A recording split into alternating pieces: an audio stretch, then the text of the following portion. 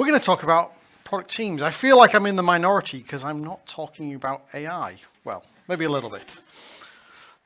I fundamentally believe that empowered teams are still the heart of good product work, whether we're using AI or not. Sadly, though, most product teams are not really real empowered product teams. They're a facade. I realized this morning as I was thinking about that word, I'm using a French word as an Englishman. So I'll use the American version, a Potemkin village. It's a front. There's nothing behind it. It's not real. And we're really seeing that AI is bringing this into sharp contrast. We're really seeing it because we're being told, add this AI feature, added AI here. Now with AI in all of our products, it's being peanut buttered all over everything. And so we're pulling back the covers on our real product organizations and saying, they're not really empowered. They're actually disempowered. And we see this so many times. Names have been changed to protect the innocent. But let's say a product manager called Priya that I've worked with in the past at a fast-growing SaaS company. She believed she owned the roadmap. She believed she was empowered, and the rest of the team was. Until the CEO walks into the room and said, we've got to add AI. The investors expect it. So they had something plausible, like a chatbot, to help their customers. Anyone guess what happened? Nobody used it. So who am I? Well, I'm a product coach, trying to be an author, bit of a speaker, run workshops like this, or run workshops, but I've actually just gone back to a job. I'm leaning into the Super IC narrative that is going on right now because fundamentally, I think product is changing a bit. I think it's actually going backwards in some ways. When I started product management as an individual contributor 15 plus years ago, I had P&L responsibility for $300 million. Now, you don't get that as an IC generally these days. But I do believe the return to the more commercial and more strategic activities is happening and is a fundamental retrenching of what product management is. It's a swing on the pendulum.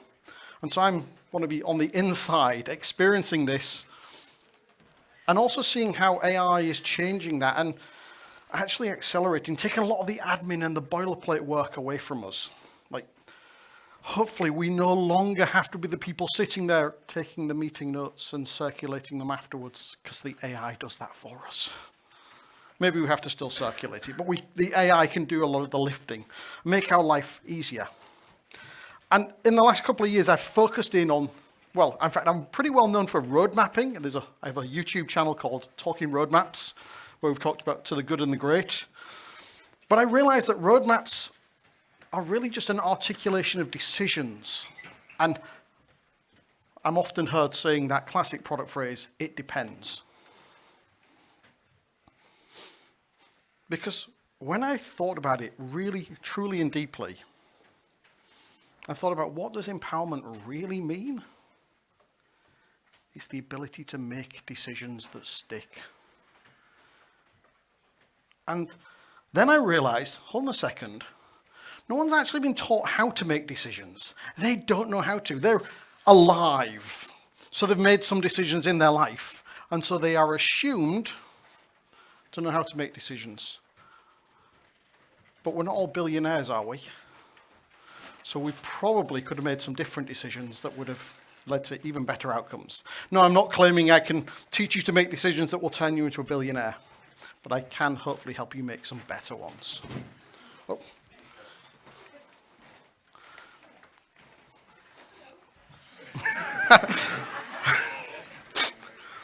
That was going to be my trick on the way in.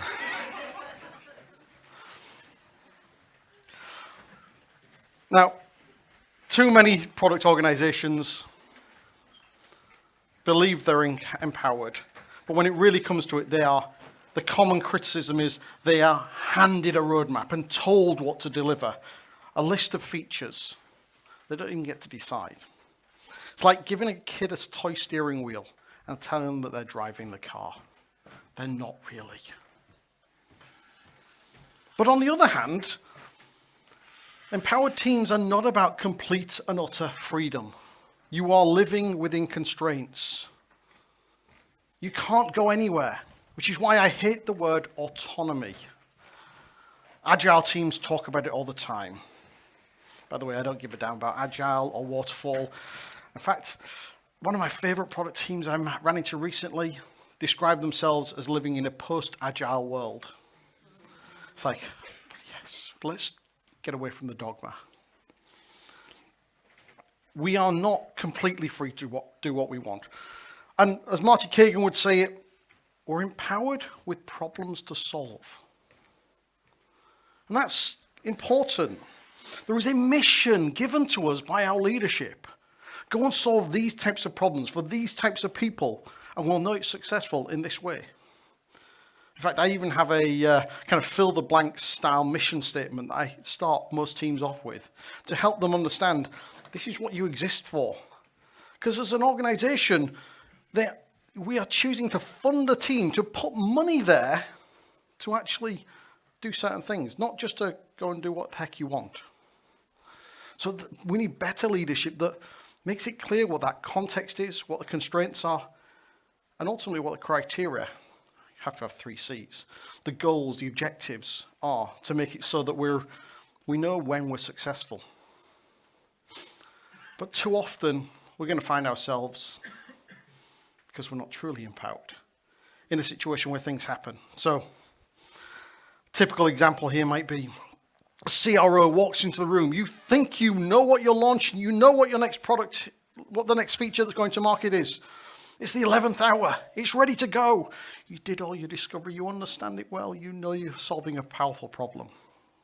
CRO walks in and says, I've been in this industry for 25 years. Nobody wants that.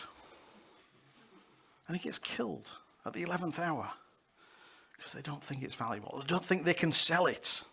Now, I could make a whole stakeholder management debate, conversation about why wasn't the CRO involved earlier? But let's be honest, it's the reality. Again, trying to align across the whole organization is hard. And I've seen this time and time and time again. So what is the ultimate missing ingredient? It's not autonomy, as I've said earlier, with a pinch of AI thrown in. It's trust. Teams that are trusted to deliver. And the key ingredient to trust is high quality decisions. And I want to contrast that with good decisions.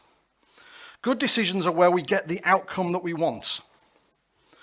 You cannot guarantee that. It is impossible. The day after you make a decision, you learn something new, and it might tell you that you're going the wrong direction. However, if you make high quality decisions, you're essentially making your own luck. You're increasing the chances of getting a good outcome. And so what is a high quality decision, you might ask? Well, I'm not inventing this myself. I'm basing it on material from many people. But in particular, I was taught this framework by a guy called Jonathan Gowins, who is an awesome product leader across in the US. And there are 6 key parts to a high quality decision. Firstly, it's well framed. We know what decision we're making. We know what success looks like. We know our context. We know our constraints. We know what zone we're operating within. We're not just making stuff up as we go along. We clearly understand the problem. And this is a well understood principle, yet people forget it. Albert Einstein is famous for saying, if I've got an hour to solve a problem, I'm going to spend 55 minutes understanding the problem and only 5 minutes thinking about solutions. If you get your team on the same page about the problem, it is so much more powerful because you then bring all their brains into gear. And then we start thinking about which direction we might go. Looking at options. Humans have a tendency to narrow frame. And by that we mean they pick the first idea that they come up with. It's like, oh, we've got this problem, we'll do this. We should explore more options. Now, there are contemporary techniques for this. The most famous in product management these days is the opportunity solution tree from Teresa Torres. That is a tool for exploring your options. Which directions could we consider? And then how do we evaluate those different options? And we should be always thinking about those different angles. Taking a pause and saying, what could I do? Not taking that first obvious option. Then we need to gather all the relevant information. And I tend to frame it as being evidence informed. Ravi, who was on the stage earlier in the main room, he's the one who taught me this framework of having 3 different lenses. Intuition, data, and feedback. So many people talk about being data informed or data driven. Data tells you nothing on its own. I can interpret it to mean what the heck I want. I'm pretty good at massaging the figures. I mean, I'm a product manager, I'm persuasive, I can tell a story and get people to do what I want generally. But ideally, I've got something behind it, some substance. And yes, I want some quantitative information, I want some qualitative information, that feedback, or as Amazon would call it, anecdotes. The stories that help me understand the data.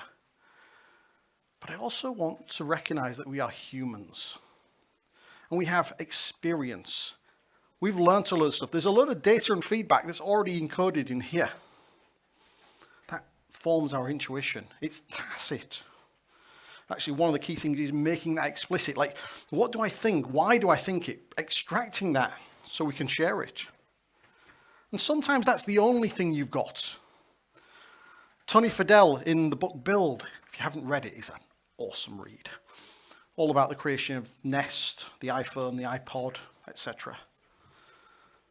He said, just accept that sometimes a decision is opinion-driven. And make it explicit, that's the type of decision you're making. But wherever possible, try and balance these 3 things. Often it's not, we're doing all 3 at the same time. We're starting in one place. We might hear from our customer support team, customers are complaining about X, Y, and Z. There are these problems. That's feedback. We dive into the data and we see, it looks like these are the potential causes. And then we loop back to intuition. We look at that list and we say, based on my experience, it's not the one that's at the top of that list. It's the one 2 or 3 down. Because I've been around and I've spoken to a few other people who understand the market. And I'm bringing all 3 lenses together to make a more balanced, more informed answer. And hopefully it's not just we've threw the idea into AI and got a load of hallucinations back, because it probably is going to take us down some random paths. The one thing I've learned through the last 3 years of using AI, the more information I give it, the better the answers I get back. Like, it's a fundamental tool in the book that I'm writing, but it's not the thing that's generating the ideas. The ideas are coming from me. But it's helping structure and bring it all together and analyze. Funnily enough, doing a bunch of that at the moment. Started a new role a week or so ago. I'm already involved in some merger and acquisition talks. I've received 100-page documents and was asked to go through it quickly one afternoon. If you want to read it substantively, you can't. You've got to start using tools like AI to analyze and kick it around and come from one angle and from another. But I still don't trust what it tells me. I get it to tell me where in the document it talks about it so I can go and inspect it. Because too often, I've seen the tools say something was positive when it was actually negative and negative when it was actually positive. So I'm bringing my human discipline to actually sense checking it. And I think, at least for a while, that's going to be true. You're ultimately in that decision-making process about considering all the trade-offs. We've got option A, we've got option B, we've got option C. Which way should we go? What drives what outcomes? How does it help us? We've got to compare and contrast them and be able to communicate that comparison and contrasting. Don't just get to the end of the process and say, this is what we're doing, tell the story, this is the answer. Tell them what you've thought about, why you're going in a particular direction. The storytelling is important for getting everybody on the same page, on your team, going the same direction. In fact, the earlier you can bring people into the thought process and take them on the same journey with you, the more they'll buy into it. But storytelling is a super powerful tool. Something I think a lot of product managers, especially those who talk about being data-driven, have forgotten. One of my favorite books is by a lady called Nancy Duarte. She is the goddess of presentations. Have you ever seen things like WWDC, Apple's Worldwide Developer Conference, or Al Gore's An Inconvenient Truth? Her agency in Silicon Valley are behind all of those sorts of high-end presentations. She has a book called Data Story. She's oriented around taking data and actually telling a story with it. How do you structure it? And it fundamentally goes down to three things: situation, complication, and resolution. What do we understand about the world, our context? What have we noticed in the data that's a slight problem or something we need to address? And what are we going to do about it? The resolution, maybe the decision we're making. In fact, I like to take those three boxes and put them across the top of a sheet and take those three boxes of evidence, intuition, data, and feedback, and put those on a sheet and then write the decision in the middle of it. Because I can tell the story at the top, and I can show the supporting evidence at the bottom and what I'm doing. But no matter what you do, when you make a decision, you've talked about it, you said this is what we're going to do, you have to take action. To paraphrase a great Japanese proverb, decisions without action are a lie. Action without decision is chaos. The two have to go hand in hand. Bruce McCarthy tells a great story of a C-suite team that went into a room and decided on 4 OKRs. Great. 4. It's probably 2 to 3 too many, but they had 4 agreed OKRs. Great. The CTO walked out the room, wrote them all on a whiteboard, and crossed 2 of them out and said, we're going to pretend those 2 don't exist. We're just going to do these 2. The reality of that decision was not that there were 4 OKRs, it's that there were only 2 OKRs. There wasn't alignment across everyone. There wasn't actually, the decision that was made was for 2, not 4, which meant it was unaligned with the rest of the C-suite. So let's think about how high quality decisions work in practice. Well, you get told about a problem. Let's think about Ria, another product manager I've worked with. She was a GPM at a B2B company that sells to small to medium-sized enterprises. They were faced with a massive drop in sales volume and a huge number of competitive entrants. So they had to think about what they were going to do. Firstly, they needed to take action. They knew they couldn't stand still. They also knew they didn't have very much runway, and survival was their primary goal. So trying to get their sales numbers back up a little bit to keep funding their runway. So they went off and they framed, that was the framing. They then thought about their options. Well, we could enter a new market, new channels. We could try a PLG motion. We could add some new features. We could drop the price. By the way, product people who are not getting involved in pricing, you're missing a trick. At least half of your work should be on GTM. I spend most of my time historically on more market-facing stuff, less on the building. There's 10 people over here who know how to build stuff.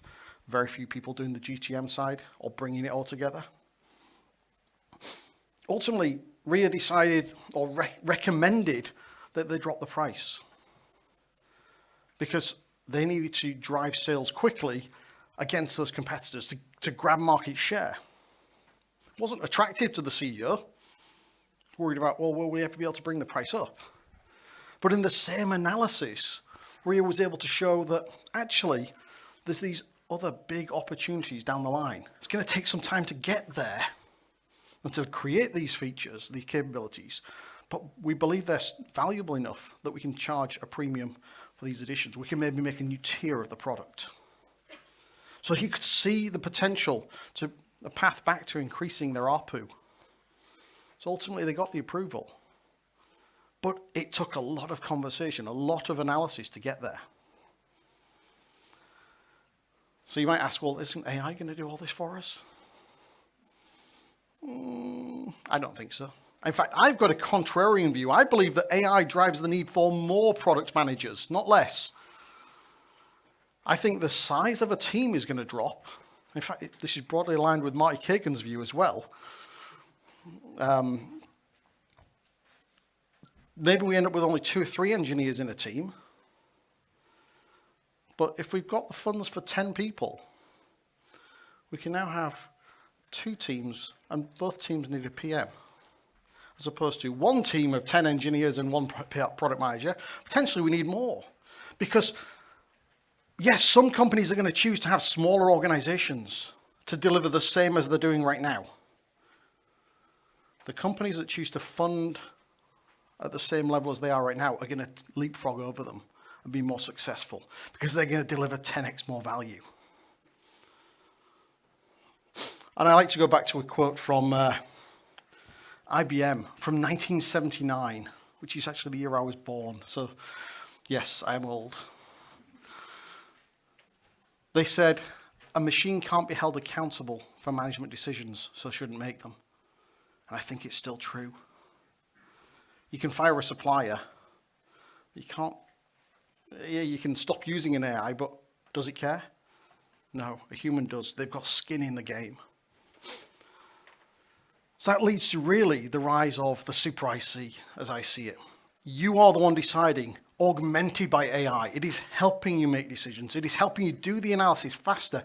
It's enabling you to spend more time out in the field talking to customers and doing the analysis from that conversation faster, to find the insights, to be able to take better action.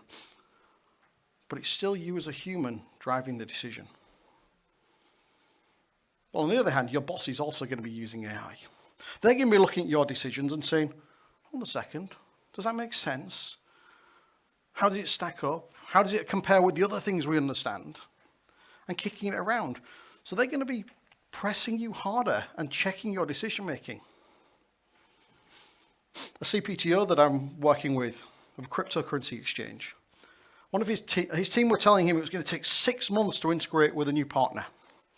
And he thought, it just sounds ridiculous. This is way too long. He thought it was about 2 weeks' work when he looked at the API. Now, we all know that CTOs, CPOs, he's a CPTO, in fact, are optimistic on the tech work. But he threw it at AI, and he inspected his own thinking and found a bunch of things he hadn't thought about. Ultimately, his own kind of perspective was, maybe it's more like 4 weeks. He was able to then go in and have a sensible conversation with his team, challenging their assumptions, bringing his own assumptions in a more comprehensive way. So it helped them find a better path. Yes, everyone's scared of making decisions. In fact, everyone says they want to be empowered, but they don't really. Not when it really comes to it, because then the buck stops with you. When you make the decision, you're on the hook. On the other hand, leaders are scared of it because they've been brought up to expect to make decisions. It's cultural. Leaders are the ones in charge. Well, yes, but no. These, in the more modern sort of ways of working, it's actually about getting out of the way and creating the context and the space for your team to make decisions. Your team need to be able to take risks. If they can't, they're not empowered. And they need to be able to fail. Because ultimately, if you're always stopping them before they fail, before double checking every decision, again, they're not also empowered. Leaders need to create the context, clear priorities, make them tell the story, give them the support, and that inspecting of the vision, that CPTO calls it flyby. He goes in and flies by his team and digs into what's going on. Using AI is table stakes. You've just got to do it. Like we've seen the Spotify memo from about a year ago, or 6 months ago, where they're saying, like, we won't hire new people unless we can prove that AI can't do it. and I won't tell this. I will just tell this story really quickly. A CRO kept challenging a number of product managers and escalating to the CPO. This is a friend who works in the UK, and she basically said, "No, my team's empowered. I trust them. I know they're making good decisions." So, with the CRO, her answer was, "Bring it," because she's supporting them. If you're a leader in the room, do that for your team.